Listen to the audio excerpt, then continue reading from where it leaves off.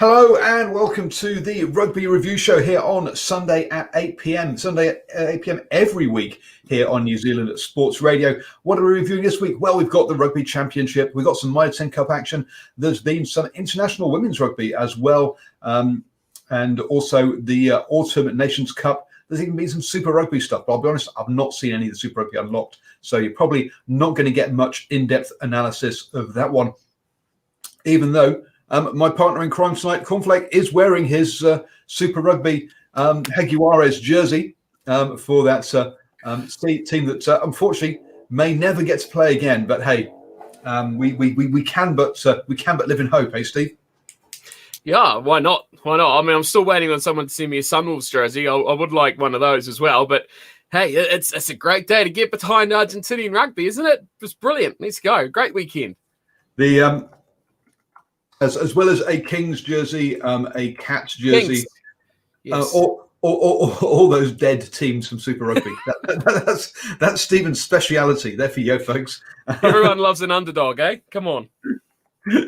We do, but we do like an underdog that exists and actually pays their players, which is unlike the Kings. But there you go, everyone. Good evening to everyone who's joining us on YouTube. And the YouTube, Facebook, Twitter, all of those things. Bruno says, did you watch the All Blacks game? Yes, I think we'll be spending the first 40 to 50 minutes talking about the All Blacks game. I've got a funny feeling. So that's where we'll be concentrating and spending most of our time. I do want to cover off some of the Mitre 10 Cup stuff because I have watched four Mitre 10 Cup games this weekend, which I think is pretty impressive. And I did also watch the Ireland versus Wales game. Now, sorry, folks, you didn't get post-match reaction to that All Blacks game because my car broke down, basically, and I wasn't able to go to Ashwin's 50th birthday party where we were going to do it from. So unfortunately, I was stuck in Waihi and unable to get up to that. Did I watch the Taranaki Bulls? No, or Taranaki Bulls even. No, I didn't, because I was watching the Bay of Plenty versus versus North Harbour on the other side at the same time. So I missed Taranaki lose by a single point to Hawke's Bay. That was a close one. Impressive there. And Hawks, by the way, spoiler alert, Taranaki get the opportunity to gain revenge next weekend when they visit Hawke's Bay in the semi-final of the championship there. And I've managed to waffle on now long enough that even Stephen Harris has managed to join us, the old fella. He's here. How are you doing, sir? He is. Very good, thank you. Privilege and a pleasure, even though I'm here a little bit late. How are you, Steve? Good to see you, mate. You too, sir. It's been too long. But I mean, what an occasion to come back on. I mean, we're prepped and ready to go. I'm ready. I'm back in my second favourite team. Come on. I mean, what I wanted to say first thing, I know what we're going to talk about first here, Paul, but I have talked about and backed Argentinian rugby for so long now. It feels like I was that old guy in the corner, it was going a bit crazy because I thought, this team is good enough to compete and to do well. 2015 World Cup, I talked about them, 19 World Cup. The Jaguares are doing their bits as well. I kind of feel like I've been finally justified. Finally, I've been justified. And you come across, that's one of the things that's amazing about this game, is you think about those games where they've had a build-up, they've had preparation games, they've had time together, they've had time around friends and family to keep them sane, and they haven't made it. This time, lock them up in isolation, don't let them see their families for a month, and we see the best of them, which is amazing. Just one sort of game against Australia A, and off here they come into the All Blacks. As I saw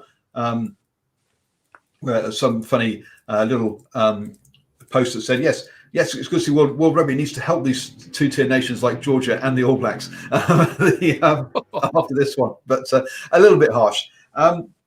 So yeah, not the ideal run for this one, was it, Cornflake?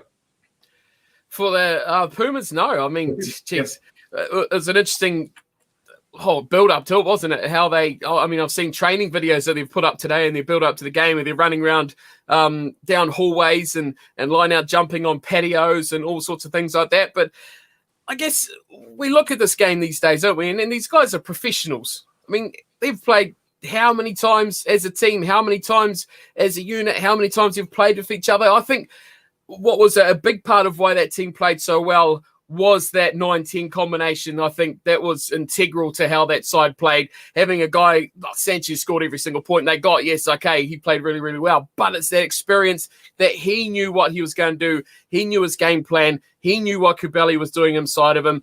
And I mean, that pack generally has performed pretty well for years and years gone by now. So it was a good unit. But I think just that continuity, they had the experience in key positions to do what they needed to do. And they come into that. And I agree with what Nocturnal says there. That Australian 15 was, it wasn't a fantastic side, but I think it gave them a decent hit out of a bit of quality. A little bit of that rustiness would have been gone from that. And I think they could get nicely into the game. And it certainly served them well, I think, to build up to that. But nothing really serves you well for coming out playing the All Blacks, doesn't it? Your first proper match in what was over a year. So, yeah, you got to give them credit. They've done obviously a lot of that mental work, and they've come to put that onto the field as well, which experience in those key spots, I think, is the most important thing they've brought out of that. Yeah, so Stephen, the great lesson here is, as Ledesma said, that the culture and the time has really brought them together, and that's what it does, isn't it? That basically adversity either brings you together or pulls you apart. Oh, muchas gracias. Very, very good win from Argentina. Certainly not what we had expected, but listen, they've knocked on the door 31 times or whatever it is. So I suppose that door was going to open at some stage. And, I think it's probably a time to celebrate their victory as opposed to sort of look at the All Blacks failings, although at some stage we'll probably have to get onto those particular failings, and I've got some thoughts because we've got an hour to talk about it. But listen, fantastic for them. And I just reading along the social network, I think most New Zealanders have been pretty humble in their praise of Argentina. Anyway, most of the social network I've been reading. So listen, full credit to them. And like you say, to do it without any sort of rugby is just truly amazing. And also with Michael Checker in the background as well, it must put a bit of a smile on his face as well. Yeah, it was interesting, wasn't it? So apparently Michael Checker and Mario Ledesma go back a long way. But yeah, it was funny seeing the former boss, obviously Mario Ledesma being the ex-scrum coach for the Wallabies when Michael Checker was in charge, being there as an assistant coach to Mario Ledesma nowadays. So interesting to see that, and I wonder what he's brought to it apart from shouting at people. But hey, it seemed to work. But there you go. I must say, I was disappointed early on, though. It was great to see an attempted drop goal, but it's a shame it didn't go over. I love a good drop goal, but it showed that they were going to mix things up, and they weren't just going to sit down and die, were they? They were going to try and take points when they could. And with that old saying of you don't beat the All Blacks by with penalties. Well, Argentina said, hold our beer, because that's exactly what they did. Sanchez with all 25 points for his team in this game. But initially, to me, it looked like that actually that Argentina really weren't breaking down that All Blacks defence. That basically it was taking, basically giving up penalties and just good discipline from them to make headway against the All Blacks. So I didn't see then many points in that Argentinian side apart from penalties. Steve. Yeah. Which one? Oh, Steve. Go for it. You go for it. Go for it. You're already on a tangent there. I'd hate to stop you. Knock yourself out. I've got so much of the stuff. I'm loaded for days. Knock yourself out. Yeah, really, really interesting what you say. Yeah, they took their points by 3, but it's been one of the issues for the All Blacks. Not just this season. This actually goes way, way back, Paul. And I think people we all seen the tape of our interview with the guy from Australia who we interviewed, Game Line Analytics, who basically spoke about some of the All Blacks failings or some of the things that they're actually not addressing, and discipline, if I recall, was one of those failings. And listen, whether you get the points by in 3s or 5s or 7s, it doesn't really matter. And that all came about through just applying pressure on the All Blacks. And man, and when you've got somebody like Nicolas Sanchez, we know that on his day he can knock over goals from anywhere. Yep, no, absolutely. Okay, go on then, Steve. Unleash yourself. Let the wild horse go. I mean, I found it funny. Ryan from the Tribe Sports app, as everyone knows from these shows he's been on now and then, I do think, but he put out a really good tweet midway through that game saying Justin Marshall, after Nicolas Sanchez kicks his 9th penalty, put the Pumas up 34-3, hypothetically speaking. He says, not sure the Pumas can win this by just going up in 3s. That was the case of what that match was. They were just going to keep taking their points and keep chipping away at it like that. But I come into this and I've actually come sort of prepared, because last night it's very easy to put things onto, well, not paper these days, but onto a phone about what you think about a game. And I've decided this game I'm only going to probably attack the All Blacks in 2 areas. And since Stephen Harris says so much he wants to attack them on, I'm going to completely leave that out till later. I think this is all Argentina. This game is all Argentina, what they've done and how they played. And like we talked about last week with one Tony Lamborn at the Stags, this is all created and led by one Pablo Mitre. The guy is an absolute beast. And I think the real turning point, changing point in this whole game, which just epitomized what this team was all about, was when he said, they show no respect. I'm here playing for my country. He said it in a lot more panache than I'd ever say it. But when you come out saying something like that and putting in that statement and saying pretty much they can do whatever they like, I'm going to fight for every single inch that I can get for my team, for my country, that just shows you one thing that I think a lot of rugby nations, top tier nations, do lack, that these sort of teams like Argentina have, and they take and completely obliterate other teams with. And that's the passion, that 50-50, that chance, that something they get that they can turn into something because they're just so much more committed. And I think the All Blacks didn't show that same sort of commitment until they were 3 tries down, 15 points behind with 2 minutes to play. Then they thought, okay, now we're going to actually play some rugby. Argentina dominated the area. They dominated that breakdown. They were far more passionate, far more committed, had a better game plan. Everything about them was so much better. But Mitre, for me, is a monster. The man is a beast. The world rugby is so full of great flankers at the moment, but he is up there with one of the best. Would do anything for the badge on his jersey. And I think he was the leader. He was the catalyst for that team. And they would follow him to the ends of the world.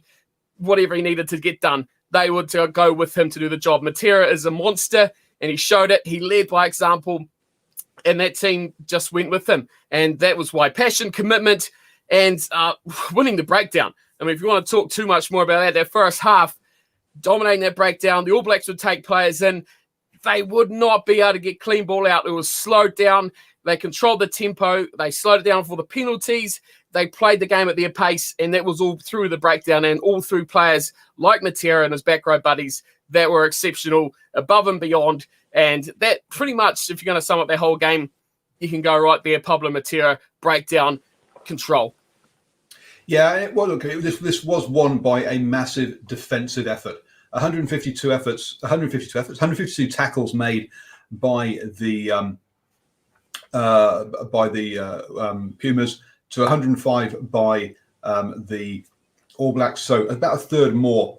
16 missed, whereas 12 were missed by the All Blacks. The All Blacks not quite as high a percentage as the Pumas yet. Also a big one here. You're talking about that breakdown, especially in that first half.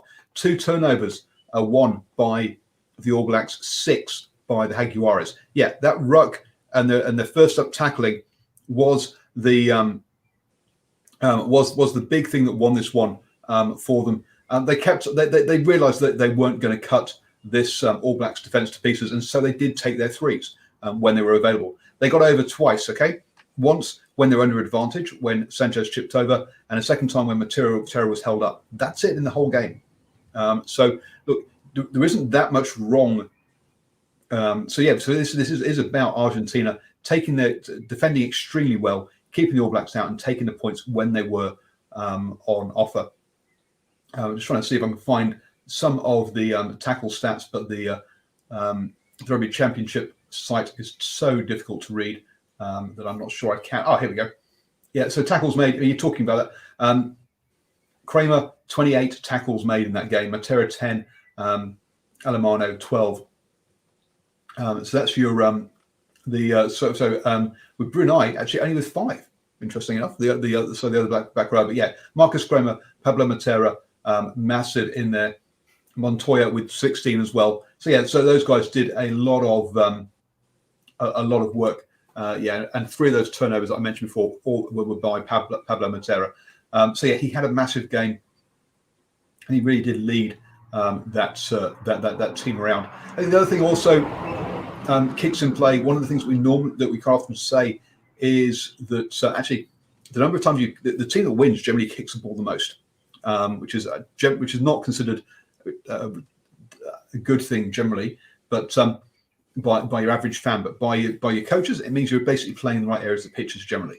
And the All Blacks only kicked the ball 15 times in that game, which is pretty low from hand, whereas 25 by the Pumas. The All Blacks got starved of ball and as particularly in that second half, tried to play out their own half, which just didn't work for them. They played too much rugby in their own half. They couldn't break down that Argentinian defence. And they really just sort of kicked it and make Argentina try and break down their defence because they couldn't do that either. So I think some poor game management by the All Blacks, whereas as you were saying there, Cornflake, those halfbacks really ran the game very, very well for Argentina. Add in a strong defence, and that's what it takes to win games, basically. Stephen, anything to add to on the Argentinian side? Do you think? No. I think you guys pretty much you pretty much summed it all up. Just I can only add if maybe I see Nocturnal Rights mentioned before, maybe a few little cultural issues about some players wanting to return home. I don't know whether their head was in the game, but like we said at the top of the program, probably a day where we celebrate the Argentinians. I suppose the key for them is to now take this form into their next 2 games, because if they go out and they lose to Australia next week, to me, they undo what they've actually done last night. Yeah, sure, you've got that famous victory, but we saw those famous victories with Ireland as well, and all that hard work was undone very, very quickly. Can't wait for the next test. It might make people stand up and take notice. I must admit, even in the build up to that particular test, most people were ho-hum about it. Now, you wouldn't think an All Black team would be complacent, but man, well and truly done. In fact, that score, I think at the end of the day, was totally flattering, seriously, and it could have been a lot more at halftime. Because I think something like 3 players didn't come off the bench for the Pumas, or if they did, they came off very late. So yes, that has got to be, I guess, one of the concerns. It's going to be about the depth and their ability to turn it round and to put that effort in again next week. Because their players definitely played more minutes than the All Blacks players did. Definitely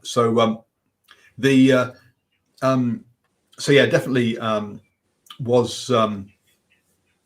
some of the you're right. That is a question mark now around the Pumas. Is can they do it 2 weeks on the trot? We saw England do this against the All Blacks last year.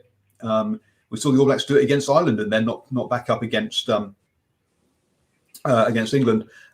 Putting together 2 performances back to back is really difficult at this level. I mean, England did it against the All Blacks, but not against South Africa. So the All Blacks did it against Ireland, but not against England. So we'll have, putting 2 back-to-back is a difference between a good team and a great team.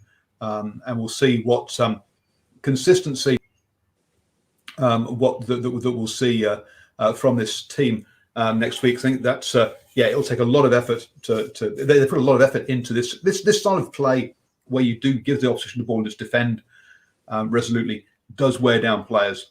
And you've got something that Ireland have been doing, and we've seen Ireland come up short in Rugby World Cups because they just can't maintain it over that length of period and games back to back. So I do think that there are teams that this style of play is very difficult to upkeep, but it's definitely a style we're seeing from more teams now around the world. And that's the thing, it's getting up for a match against the All Blacks too, isn't it? It's like their whole target. How long have they been preparing, in a bad sense, for this one match? It's like you talk about that England World Cup game. That was their focus. They knew they'd go through the pool, and they knew if they're going to win the World Cup, they have to beat the All Blacks one way or another, whether it be a quarterfinal, a semi-final, or final. You've got to beat that team to get there. And I think that focus, we've seen it. We've seen what happened there. They focused on that. They delivered it beautifully, and then completely were like, oh, crap, we don't have a plan B for South Africa. Okay, and it all fell apart. We know that story. The trouble here is this could happen the same, exactly like you're saying. And I think it's easy to go, we've never beaten the All Blacks. This is a chance, all that energy, all that focus, all on that one game. And now they're kind of going to go back to work tomorrow, aren't they? And they're going to go, right, Australia, what do we do here? How much preparation do they have? How much do they? I think they can beat this team. They can beat the Wallabies. No question about it. The personnel is there. Just is 1 week. Have they only been preparing for 1 week heading into this game, or will they have been preparing for it longer? We don't know. We don't know what they've been doing. So we'll soon find out, won't we, if they can do it. But I think personnel-wise, certainly has to be up there good enough to do the job. But I think before we leave Argentina, I think we have to credit their debutant, old Chocowates, the guy in the number 12 jumper. Debut. What a debut that is. Isn't that just sensational? And I mean, it wasn't... in the spotlight at all, but boy, he did nothing wrong. He was part of that wall of just solid defense. And I mean, he didn't look out of place. He didn't do anything wrong. And for a guy on debut, great guy inside him, experience on his outside, everywhere he goes, just made a big difference. And I think I can kind of relate this team to how Argentina are playing at the moment to South Africa in the World Cup, when we've seen the Villy Larou's come back, and those sort of guys are the experience coming back in. And now we're seeing Santiago Cordero, we're seeing Nicolas Sanchez, those guys coming back into this Pumas team again, which we haven't seen. Been great for their depths. Yeah, we're seeing Bonicias and, talk about Miotti starting at 10, but no one quite is up to that full number 10 standard that Nicolas Sanchez delivers for that team. So I think having that experience, that depth, those guys coming back is proving massive for this Argentinian side. Yeah, and look, this is an Argentina side that you've picked out the debutante kind of thing, the name we don't recognise. All the rest are looking at it going, yeah, that's a side I recognise and know well. Whereas you look at, then we'll move on to the All Blacks now. We look at the All Blacks team and you go, well, Geordie Barrett's not really played that much. Caleb Clark, it's his first season at this level. Shannon Frizzell, again, has been in and out the side. This is his first kind of run of being the man. This is Patrick Tuipulotu. Again, this is the first time he's had a sustained run in this side. Lomax, again, not been a regular starter at this level. This is actually a pretty inexperienced All Black side. And yet, sure, you do have your White Locks, your Sam Canes. And even Adi Surveyor only really became a starter last year, even though he's been around for much longer than that. So this is actually a pretty inexperienced All Black side against what is, on the whole, a pretty experienced and I don't say it's an old Argentinian side, but it's a side that's been come through, has been groomed. I mean, players like Montoya's done his apprenticeship behind Creevy, for example, and it's come through now. So they've managed to bring players through. They play a lot together as Jaguares as well, or they have done in the past. So you've got to say that this is look, from the All Blacks point of view, this is this is an inexperienced side. Sure, this is the first time since 2006 they've lost back-to-back games, I think it is. 2011. 2011, sorry. They've got lost back-to-back games. In that one. Stephen, you said, go on then. We've done our sort of first half of the show on Argentina. You said you had some pieces that you wanted to talk about the All Blacks that you were disappointed with. Just before I do, listen, I just want to pay homage to a country that's ravaged with COVID at the moment. So that was a great result for Argentina and their people. And I think it was a good result for World Rugby as well. It's just probably everybody else needs a bit of a pick-me-up. We've been lucky to see a lot of rugby in our country this year, and we're seeing this championship going on in Australia at this time. So, I think it's a good thing. So I'm actually not too cut up about it at all. But what I do want to touch on is I want to go back to gain line analytics, because there was some really interesting information that actually came out of those interviews that you conducted, Paul. And I can recall the guy that you spoke to, I think it might have been Shane, who basically said that the All Blacks were successful when they were consistent in their selection. And if you look at that time between 2011 and probably 2017, 2018, when cracks finally started to show, they actually had a consistency in selection. You look at their midfield, it was always Nonu and Smith. You know, you basically had Carter, who was there or thereabouts. I'm just having a crack up. Can't believe Boer thought that the All Blacks would be too strong for England based on all that. Yep. I think Boer might have to rethink that when we speak to him tomorrow night. But also, it's just what I'm talking about is that consistency in selection. Ben Smith at fullback, Savia on the wing, and we had consistent selections all the time.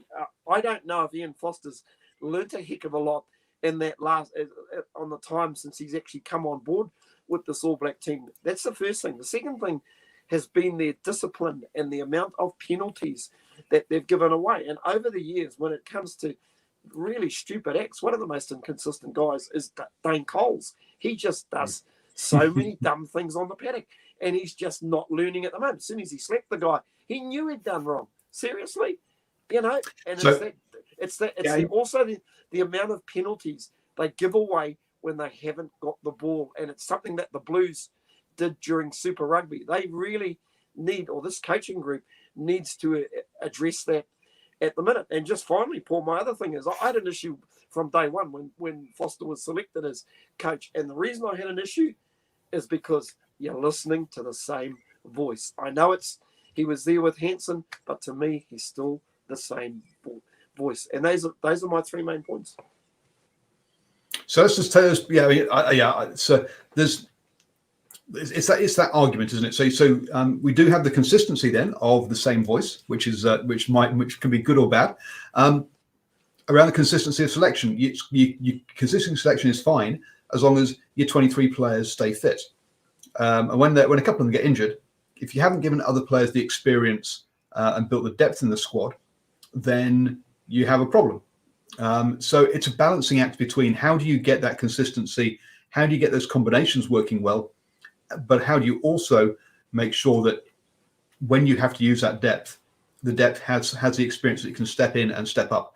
And that's the juggling act that I think the All Blacks have lost perhaps over this last couple of years. Or they've got over-reliant on a single player, like Davey Mckenzie was going to be the key to the 2019 Rugby World Cup squad because he could play scrum half, and also he would be a third scrum half and would also be able to be the third fly half and would be this magic utility player, and that all fell apart as soon as he got injured. So I think perhaps a little bit of a problem there. Perhaps they are getting over. They were over reliant on one player going into the 2019, and now they've got to build the depth or build up from there. One of the things that Batman says is that the All Blacks have lost their aura, the aura is dead. Look, it's an aura that can be rebuilt. I mean, there's a bit of an aura around the Springboks at the moment, and yet 2 years ago they lost by 40 points to the All Blacks. It's these things do come and go. One of the things we have mentioned before is that with the focus taken off the under-20s or the winning focus taken off the under-20s means that people are used to now beating a black jersey, even if it's not the All Blacks. And with other countries building up their under-20 programs, yes, some of that aura around that All Blacks jersey has disappeared. Also, one of the things for Argentina is, look, they've played the All Blacks a lot recently. Over the last 8 years now, they've been in the Rugby Championship. Before that, they would get to play them once every 4 or 6 years. Now these mythical players. Now they play them twice every year. They've got used to who they are. They're just normal human beings who have a beer with us in the sheds afterwards. They happen to be very good rugby players as well. So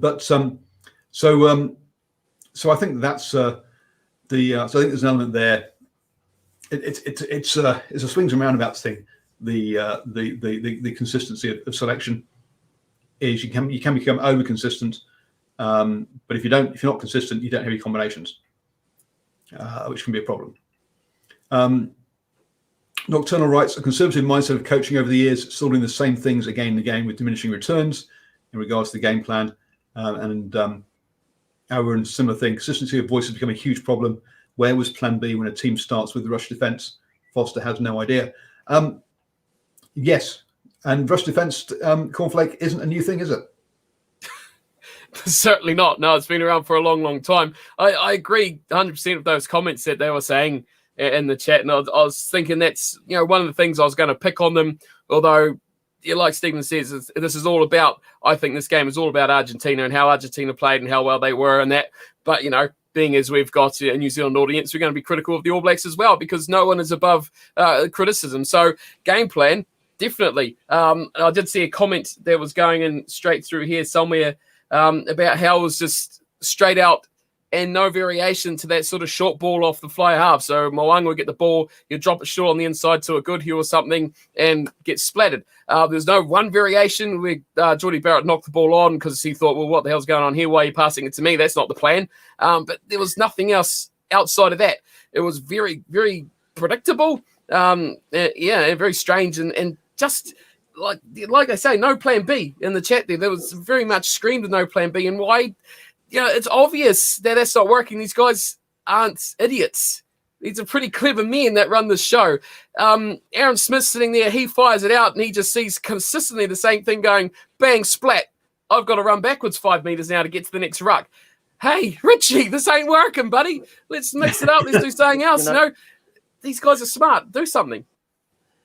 Listen, that all comes about, once again, through inconsistency of selection. If you think back to 2015, when the New Zealand under-20s won the World Cup, the midfield combination was Anton Leonard-Brown playing second five, Goodhue playing centre. Should have just left them together as that particular combination. Jack Goodhue's a little bit more creative, a little bit wider. Anton Leonard-Brown, completely bigger body.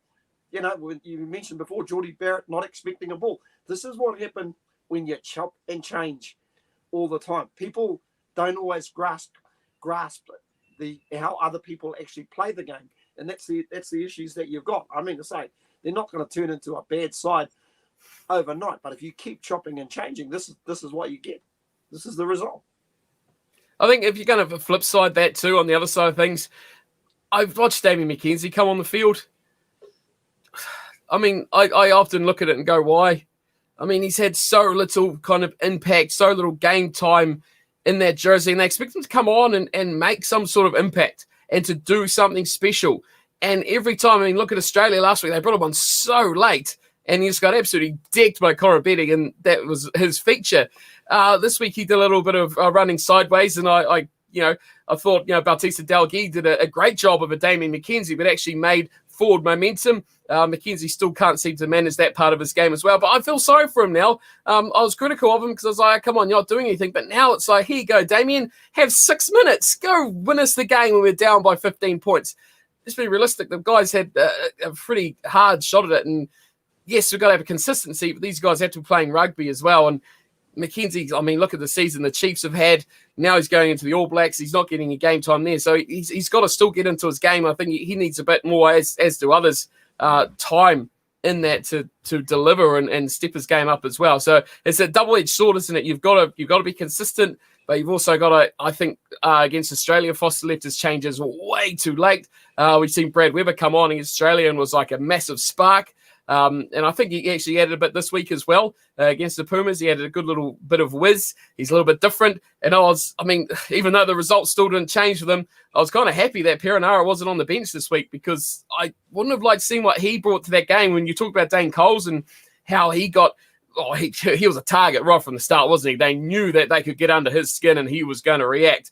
And I think they targeted a few of those guys, like talk about Frizzell being a bit fresh. He's a guy that could probably snap if they gave him a little bit of a niggle as well. They knew who to go after. I think Coles was on the top of that list. I think Perenara would have been right up there off the bench too if he was coming into that game too. So, yeah, it's a tough call, isn't it, to be an international rugby coach. So you got to get the whole squad involved. Okay, so yeah, I think a couple of things there. One is, yeah, clearly the All Blacks have got a problem at the moment with maintaining their head, right? You wouldn't have seen Richie, Dan, Conrad Smith losing their head in the way that we saw Coles, Sam Cane in this one as well, and Frizzell. They really got wound up and under their skin, and they did lose. They lost their heads in this game, and by losing that, you then lose your game plan. You're not thinking properly.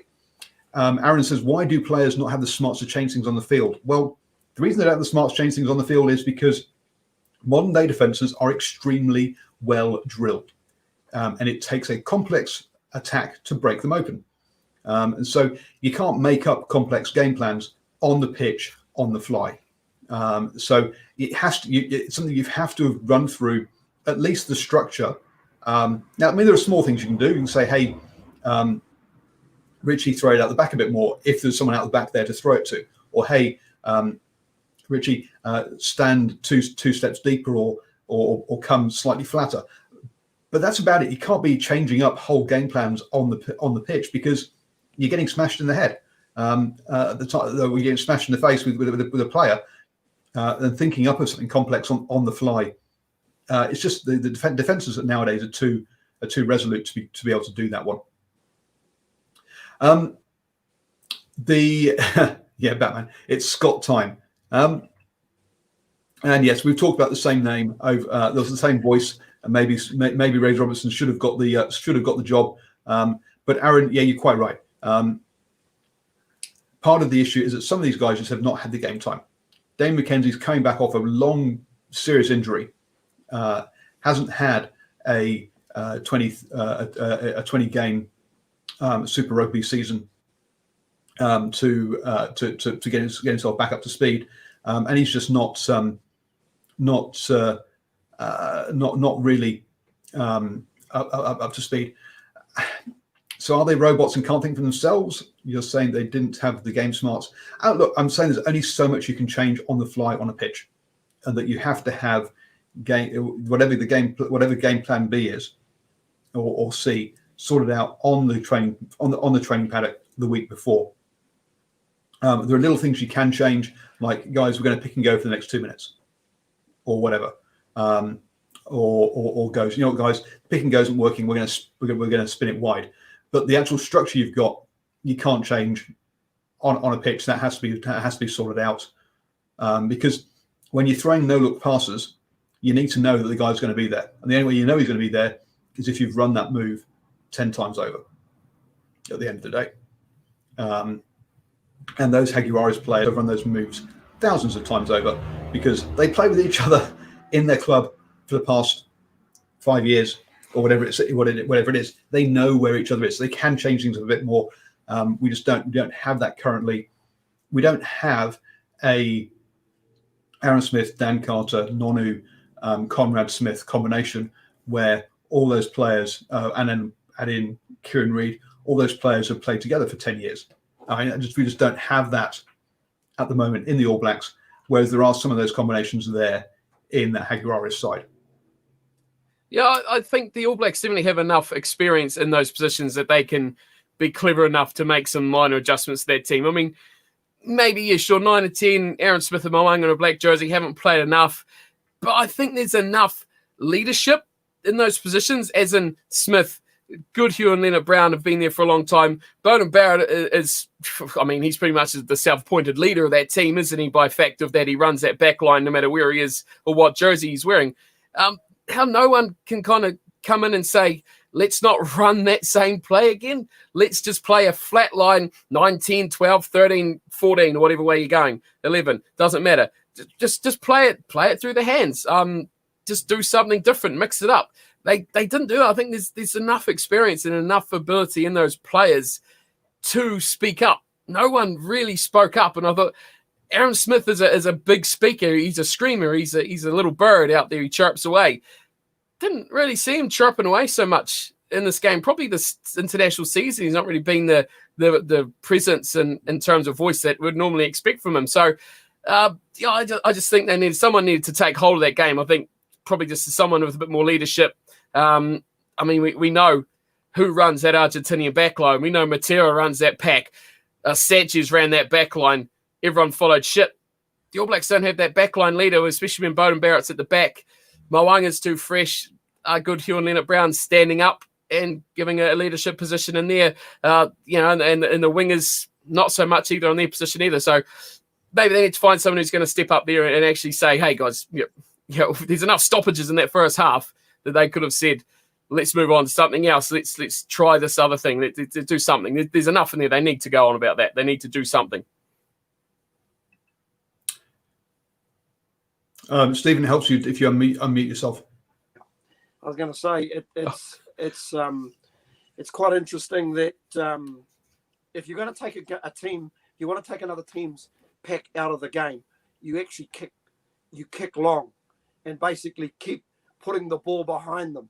So you actually take their strength away. You take down breakdown. You don't try and play too much rugby in your half, because all of a sudden you bring a team like Argentina into a physical contest. You want them actually going backwards, make them play out of their half and put them under pressure. That's what I'd be basically doing if I was playing Argentina. Take their strength out of them.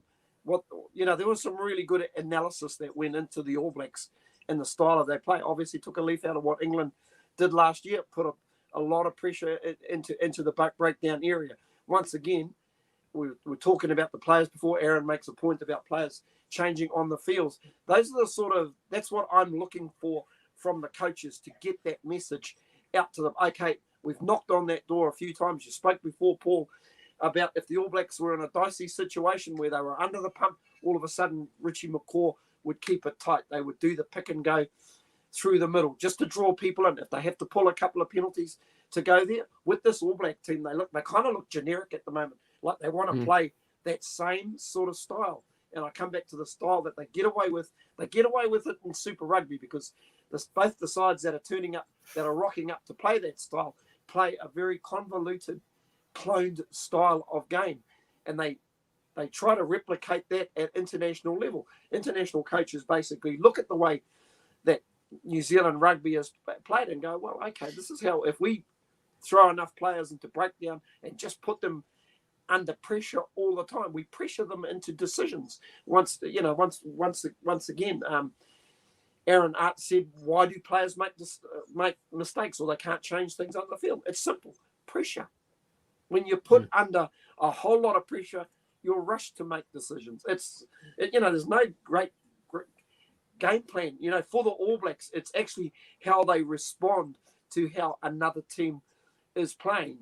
It's as simple as that. And sometimes you've actually got to play field positions. How often do you see teams score a try and then all of a sudden they try to move it one or too many phases inside their 22 to get a good exit, and the other team throws in a lot of players and you get a breakdown turnover, and all that hard work's done. But when you see a really good exit play, that the ball gets up to halfway, go to that next set piece, put some pressure on them on the halfway line, on the gain line. It's no great science, guys. So there we go. No great science. That means we've sorted out that game. Time to move on to other competitions then. So very briefly, we have the Autumn Nations Cup. I watched Ireland beat Wales. Wales are in a bit of a mess at the moment. Let's be honest. They're trying to change styles, which it's never easy, and especially not easy when you've had a decade or longer of one style under Warren Gatland, and then Wayne Pivac is trying to do a different style. 32-9, they got beaten by Ireland. Really not very good, and the pressure is going to be on unless we see some improved performances. Pardon me, over the next couple of games from Wales. Wales in a world of hers at the moment. In that one, England. Paul, I was going to say, great to see those two New Zealanders out there, Gibson O'Park and of course James O'Lowe out on the wing making debut for Ireland as well. Why James Lowe was not an All Black? I've got no. It just does my head in. Oh, you mean James O'Lowe? Okay. I've been fighting that battle for years. Jeez. He was watching him and Davey Mckenzie for the Chiefs was a joy, an absolute joy to watch, especially on the counter attack. So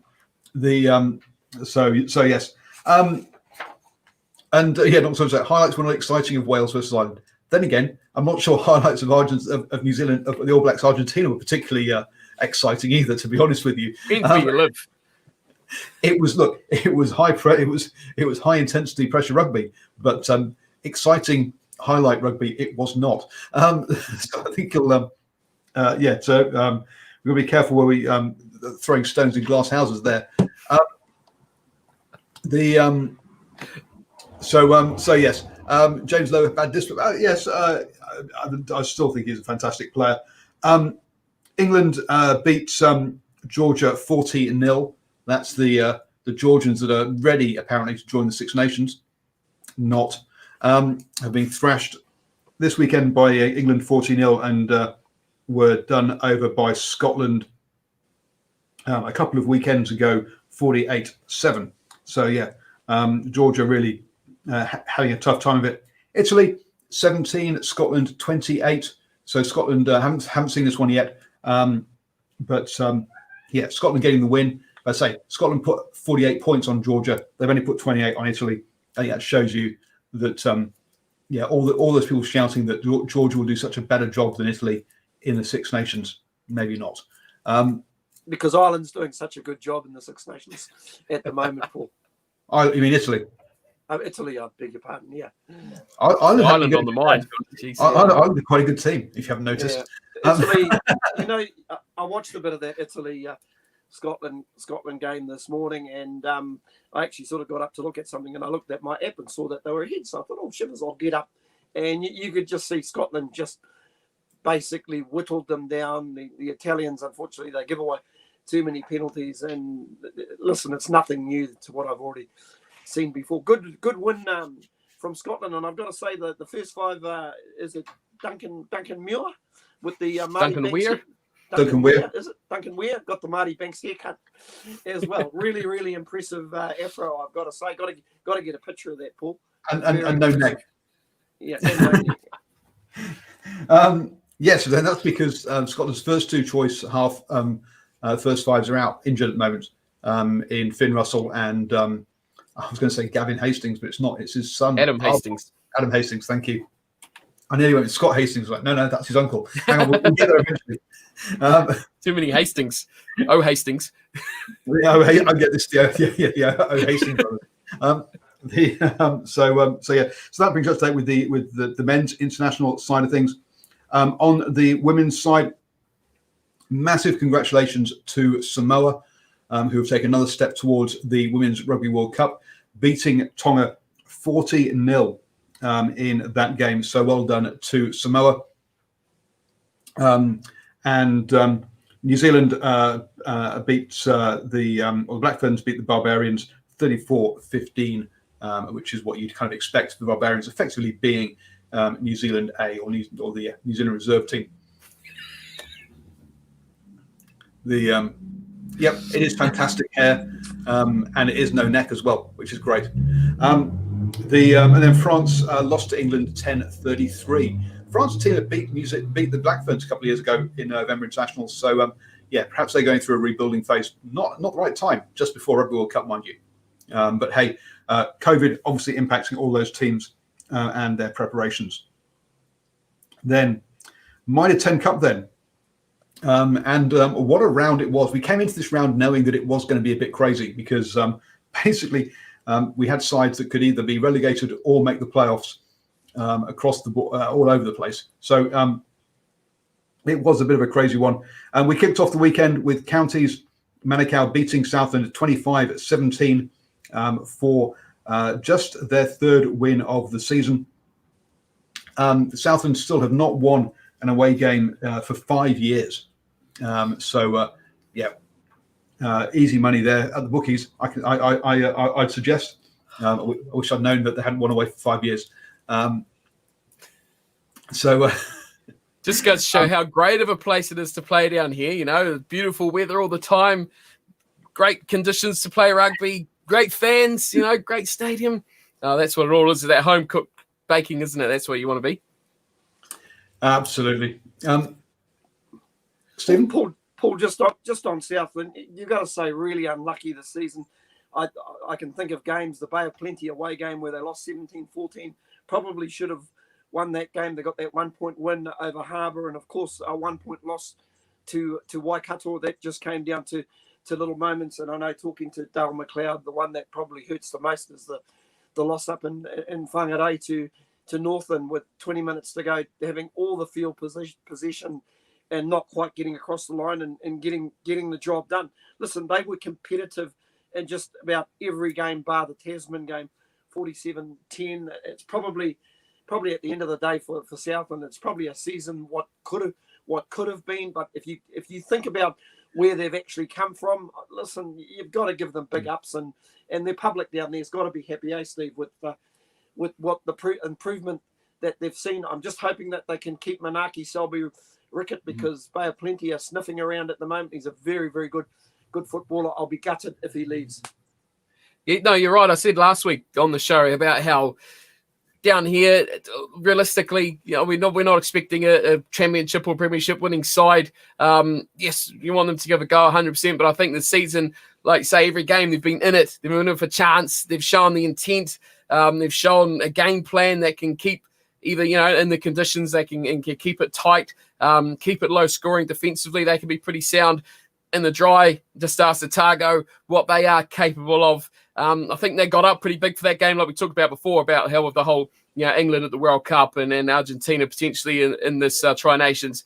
That was their big target game. That Otago game was like that. They had the big star next to it as the one they really want to try and punch. But 100%. The crowds down here have been just right behind them, and it's been good to see. Good crowds, good support, positive reactions, positive outlook on the team as well. And I think many people are looking forward to what this season has produced and what next season they can build on with the players and the talent that they've kind of unearthed this season as well, and built a good squad in depth, and not so much just relied on a few of those veterans to keep the team up in a few places, but overall a lot of good players have been brought through. So I think if they can build on that, next season it's going to be another positive thought from the community down here, that's for sure. And special mention to their leader as well. Their leader, Lambourne Man. Legend. He's an absolute colossus.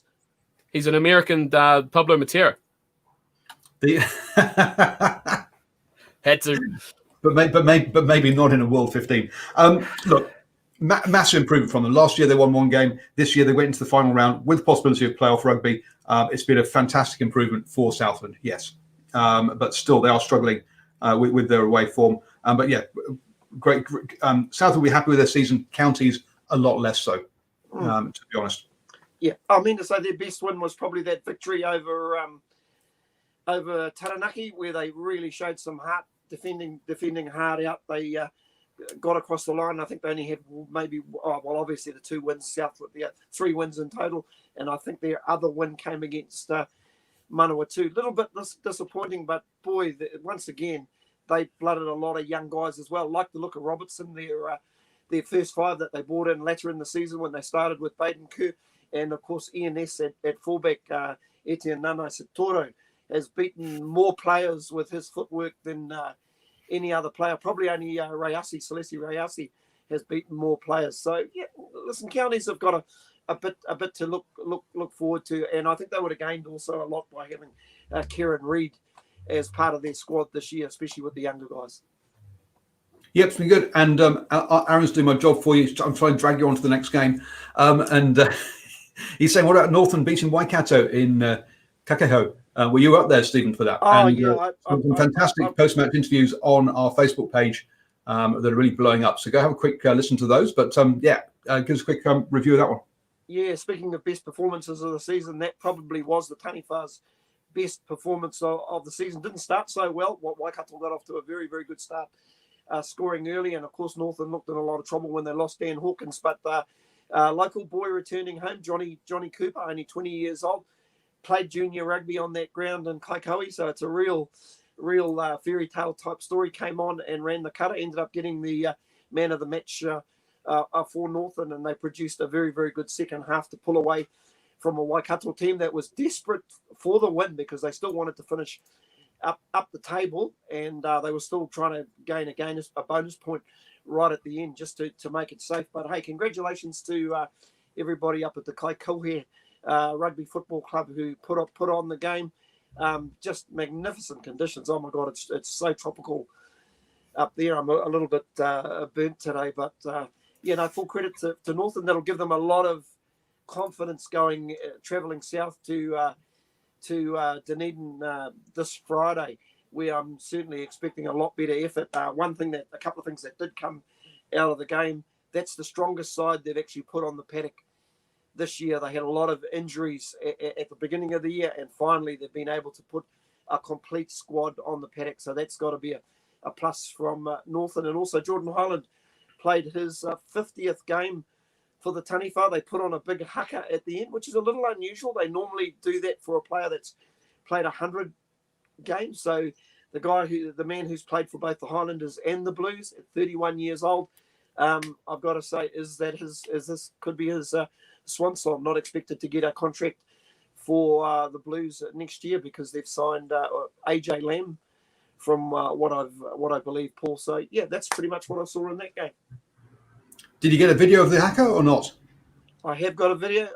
I'm yet to post it, but I will check it up on the New Zealand Sport Radio website. And the Northland game was on in the UK on Sky Sports. There you go. Wow. So we get world famous in New Zealand. And you say they're going down to Otago. Otago have lost their last two games. They lost to Southland, and then this weekend they lost to Tasman 20-26. In that one. Tasman in total control of that first half, but just not getting points to in the lead they really should have done.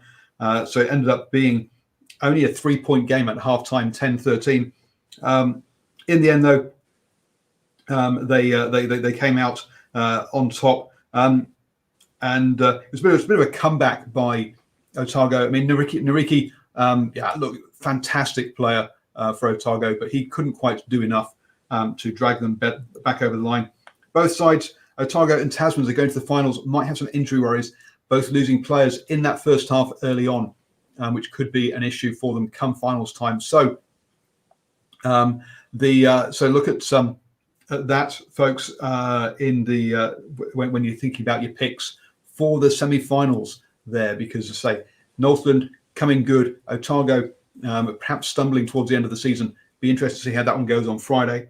Tasman, as I say, got themselves into got themselves a home home semi-final, and we'll talk about who they're going to play later. One team that we thought that started the day bottom of the table in the Premiership, but in all honesty, had the easiest game of the weekend, which was against Manawatu. Wellington, unsurprisingly, beating Manawatu 31-5. I've not seen this one. But yeah, I'm not sure. Perhaps one of the less interesting games of the weekend. Got to say, I was a little surprised by the halftime score when I checked on the try-bet to find that it was 7-5 and a lot closer than what I thought it would be. Saw a try that Manawatu scored off a very, very good set piece. Just a quick word on Manawatu. Once again, feel a little bit for them. They lost some key players. Obviously, never had Nani Lamapi throughout the season, and Lamapi headed across the ditch to join the All Blacks. That's a lot of firepower when you lose somebody of his ability later towards the season. Jamie Booth, who I thought was outstanding in the first part of the season for the Turbos, hard to lose him and very hard to replace an Otere Black who transferred over to Bay of Plenty this year. Of course, probably their best performance. I think they just had the one win and a tight one, and that was against Southland. They look like they're showing a little bit of potential, but man, a lot of work moving forward for their head coach, Peter Russell, in 2021.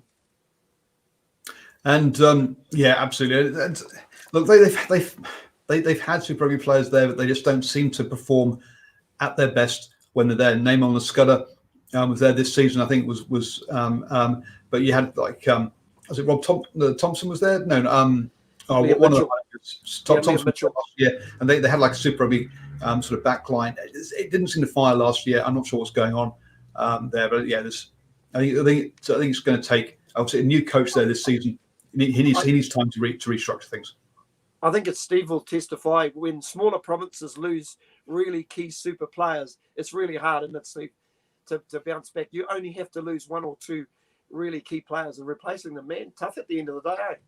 Well, when you've only got one or two to start off with, it makes it even worse.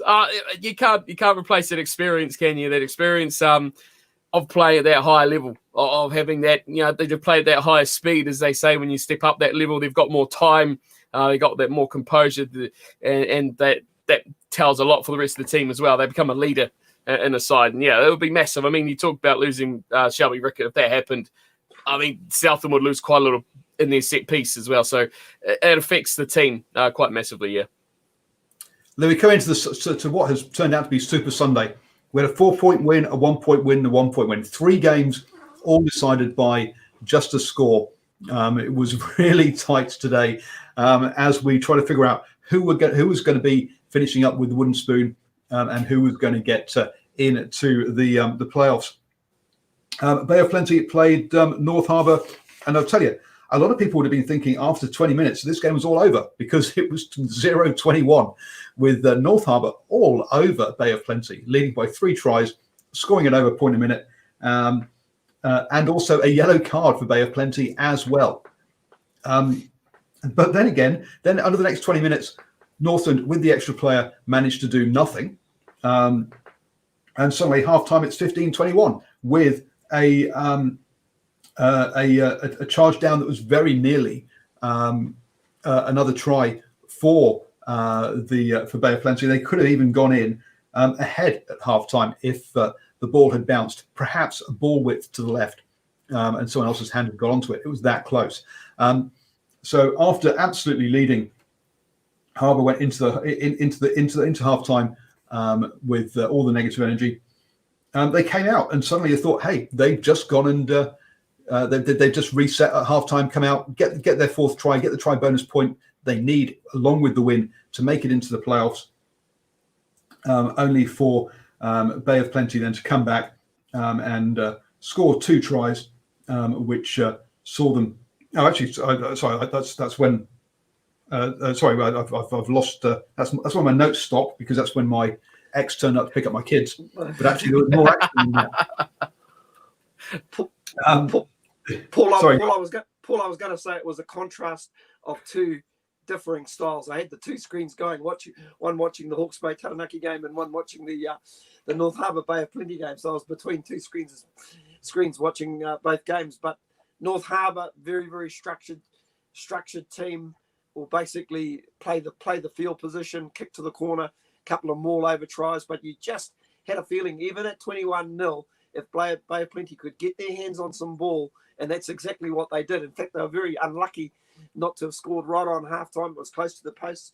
Had that been kicked, they would have gone into the half. And you just felt the longer that game went, the hometown advantage kicked in. And just a superb. They just lifted the ante in the second half and finished over a Harbour side that just at the end of the day fizzled out. I mean, to say they scored and got close, but you always felt the last few minutes that was going to be Bay of Plenty's game. Bad luck for Harbour. Boy, they've shown they showed some promise. Bad start to the season, if you recall. I think they lost their first two or three games, but I think where their season has gone a little awry. Yeah, exactly. Where it's gone a little awry was just losing. They had the best scrum up until losing Mayhew in the competition, and I just think losing that extra prop has basically hurt them big time, Paul. But boy, they're an industrious pack. They hopefully being relegated down into the division, whatever form that takes, they don't lose too many of their better players. Sorry, no, you're right. They did lose their first 3, and then they won a couple on the bounce. And again, another side that if you look at their wins, it was Tasman at home, Hawke's Bay at home, Auckland at home, Counties at home. Another side that just couldn't travel for some reason, and all their wins came at home. Now, one of the things that has come up this season is around costs, and some trips now that are under 6 hours rather than under 4 hours have to be done by a coach, and you're seeing lots of teams will be driving on the day there and then on the day back again to save on hotel costs. That's going to make those away trips harder on the body and harder on teams. And I think you're going to see more teams struggle away from home. And that might have been North Harbour's issue. Because remember, one of the reasons that we see Talea down in Tasman isn't that Tasman suddenly spent a lot of money and outbid North Harbour. So North Harbour couldn't afford him. And so he had to go somewhere. So North Harbour probably, I'm just speculating here, travelling on the day to a lot of their games rather than the night before, and that's probably hurt them in this competition. And I say all their wins came at home. Yeah, Paul, I was going to say Waikato, they bust back from Kaikohe back to Hamilton, so it's 3.5 hours from Kaikohe to Auckland, and then another hour, depending on traffic, back to Hamilton. So and of course with the loss, that would have been a long bus ride home. Yep, for them though, at least they know they do have playoff rugby to play. North Harbour, as you say, could be getting relegated after their trip. I didn't see the Taranaki Hawke's Bay game, but I'll be honest, 33-34. I did not think Taranaki would get that close to Hawke's Bay in this one. But then again, Hawke's Bay, a lot of energy being used up on the Ranfurly Shield at home. Also travelling away, which we just talked about, perhaps maybe hadn't had the money to go early, who knows. Already knew they'd won the competition, or they'd won the championship. This game didn't really matter. So a lot of things there that perhaps might have dampened them. But Steve, you said you saw this one as well. I didn't. Sorry, Stephen. Yeah. Actually, I saw that game. If you look at the starting lineups, Hawke's Bay rested a lot of their big hitters at the start of the game. Had them all on the beach. Taranaki got out to the lead, playing some pretty good rugby. But the thing with Hawke's Bay, if you look at them collectively in the championship, they have got the best depth of any team in the championship, where they can actually afford to rest a few players. Yet, sure, they've put all their focus into the Ranfurly Shield, but I reckon some pretty smart coaching from their coaches. I mean, it really didn't matter. They were still going to finish on the top of the table. It was just really a case of probably just keeping the consistency and keeping the winning going. And just by pulling guys like Ash Dixon off the bench is just 100%. Pody Rakati Stones coming on, Gareth Evans coming on. Wow, man, down in Southland or Northland, we'd give anything to have that sort of depth coming off the friggin' bench. And at the end of the day, that did the job for them, although they had to hang on at the end of the day against the Taranaki team, who were pretty plucky and fought all the way. The problem for Taranaki, they got to front up again in 6 days' time against the same team. Hopefully at a McLean Park that isn't swamped by water, guys. Hopefully the front levels have dissipated and they'll have a field to play on. Yeah, no, absolutely. So that means in the championship, our 2 games then are, as you heard there, Hawke's Bay hosting Taranaki. So they go back, they'll both face each other again. So Hawke's Bay will, Taranaki will be looking for revenge, and Hawke's Bay will have the knowledge that they can beat them. And then Otago hosting Northland in the second semi-final. And we already knew the semi-finals for the Premiership going into the final game. Auckland will be hosting Waikato, and Tasman will be hosting Bay of Plenty in that one. The curtain raiser, or the double header, for the Tasman Bay of Plenty game will be the Black Ferns versus the New Zealand Barbarians. So 2 games there, back to back, the double header to be on that one. Moving on then to, I heard in the Sky Conference that North Harbour was staying in the hotel in Tauranga. Oh, there you go. Well, yes, I wouldn't actually know. Okay, just because on the commentary they went and said, oh, the players will be in the hotel watching this, it doesn't mean that's where they actually were. I very much doubt it. I think they would have been on the coach on the way home, listening to it on the radio rather than actually in a hotel room. I really do not think having.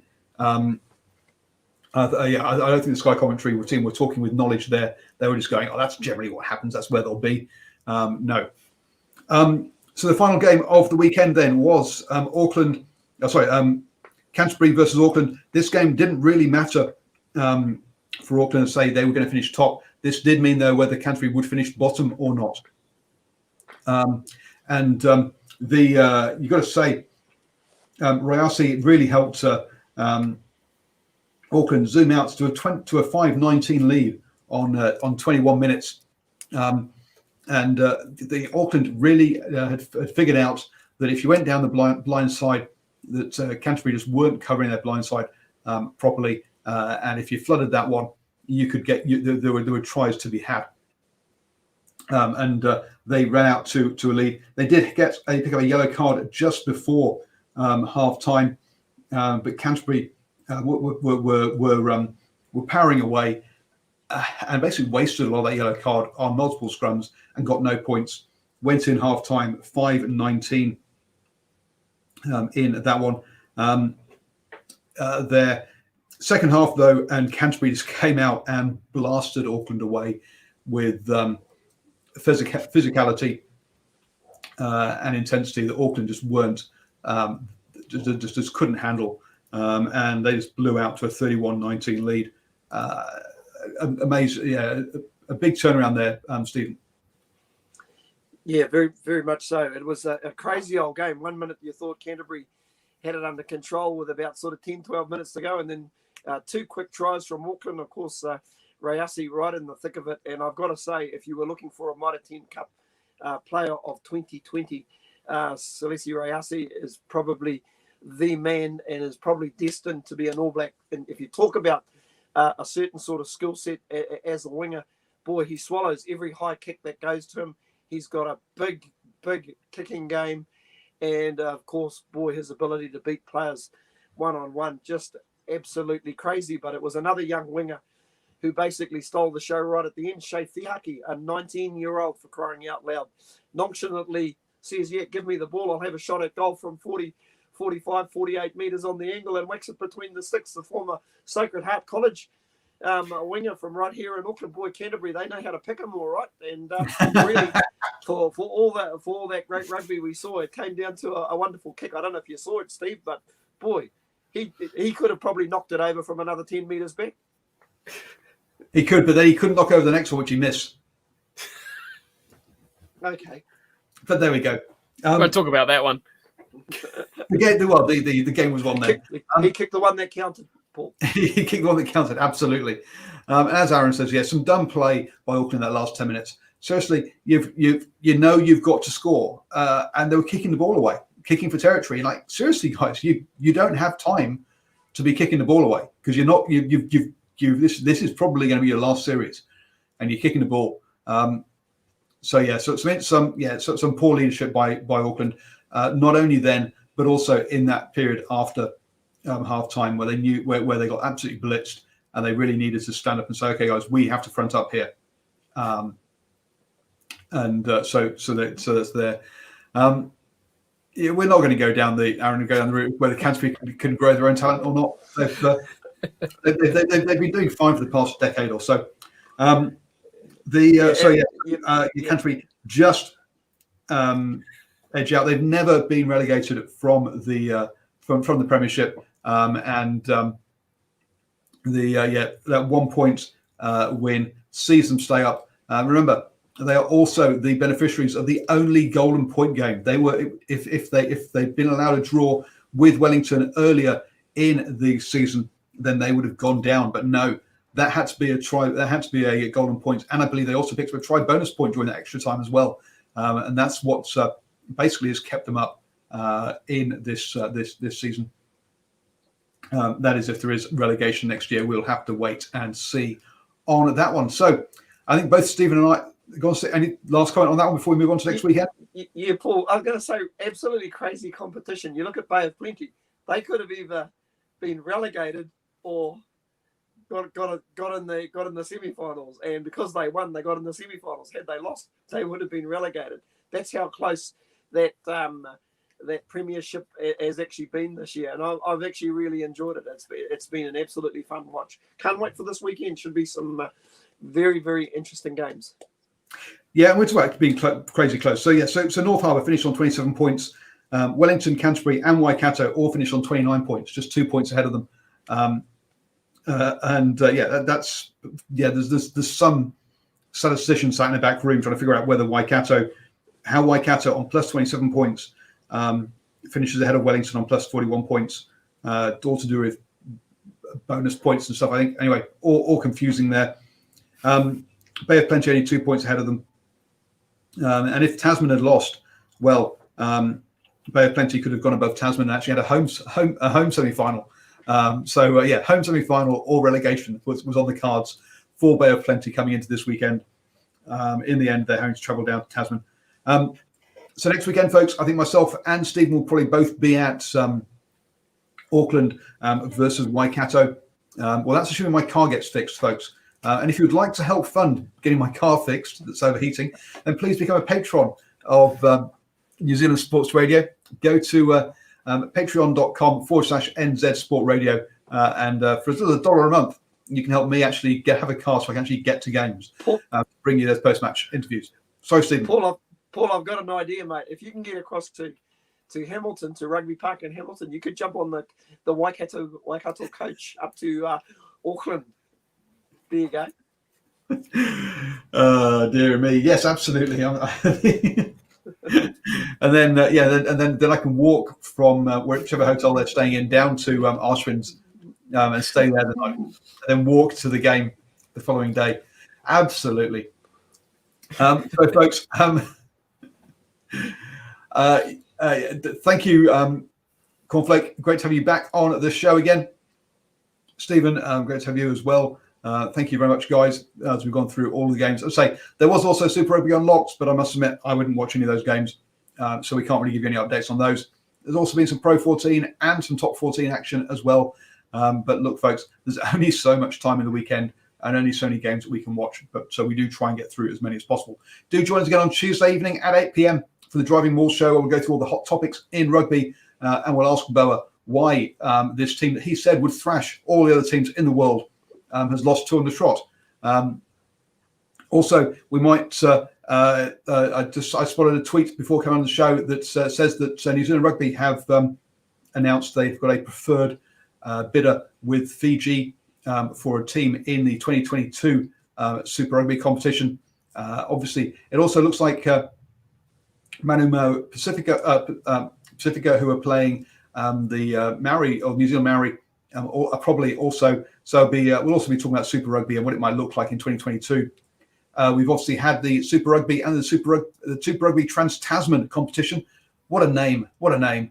Doesn't that fill you with excitement and joy?